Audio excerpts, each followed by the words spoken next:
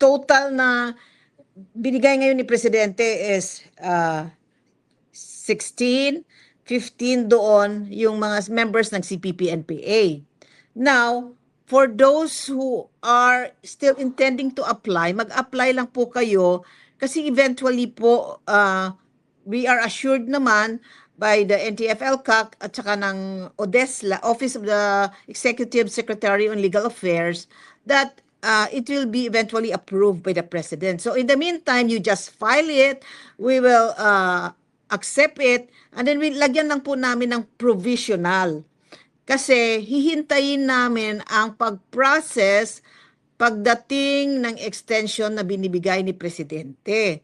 At Ma'am Gail, gusto ko rin po sana sabihin sa mga lahat na alam nila, members sila ng CPP, NPA, NDF, and the other rebel groups that are covered by the proclamation, na kahit wala po kayong alam na may kaso kayo, mag-file po kayo ng application, kasi once you file an application, i-verify po ng government yon, i-verify po natin yon sa NBI, sa PNP, sa court, sa prosecution, sa AFP, kung meron kayong kaso. Kasi baka hindi ninyo alam, kayo pala ay si John Doe.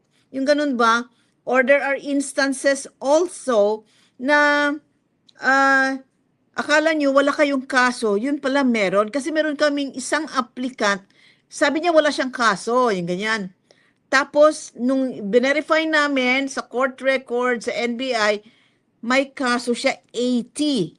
So, mas mabuti na yung mag-file kayo para ma-clear kayo once the amnesty is granted at malaman talaga ninyo kung may kaso kayo at wala using the government resources. Hindi na kayo yung isa-isang pupunta sa korte.